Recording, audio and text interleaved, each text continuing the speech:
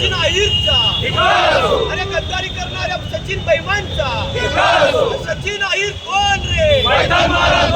उद्धव साहेब तुम आगे बढ़ो, आदित्य साहेब तुम आगे बढ़ो, या गद्दार सचिन अहिरचं करायचं का?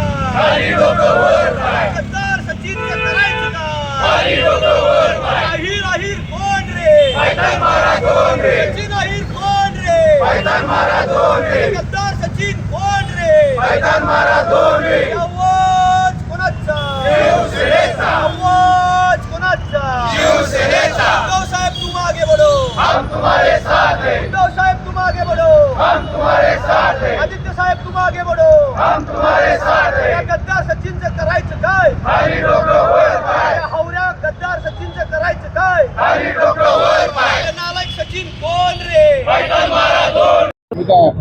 आज जर महाराष्ट्राचं राजकारण आपण जर बघितलं असेल तर एका वेगळ्या वळणारे महाराष्ट्राचं राजकारण निघालेलं आहे।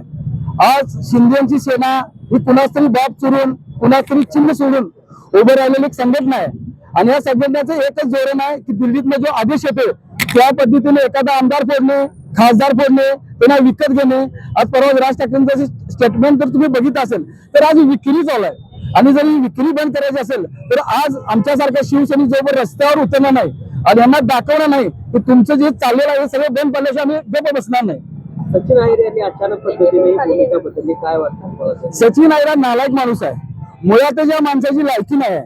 या माणसाला 2019ला या माणसाचा प्रचंड मतांनी 24,000 मतांनी पराभव झाला, तरी सुद्धा पक्षप्रमुख उद्धव साहेबांनी यांना पक्षात घेतलं, विधान परिषदेची उमेदवारी दिली आणि या लोकांना काय झालं पाहिजे तरी सुद्धा यांची भूक थांबलेली नाही। यांचं गद्दारी यांच्या रक्तात आहे। परवा संजय राऊतांनी सांगितले की ज्याचा आई आणि बाप एक नाही तो गद्दारी करणारच आहे आणि भविष्याच्या रस्त्यावर उतरून आम्ही या गद्दारांना मारण्याचा स्वस्त बसणार नाही। ओके।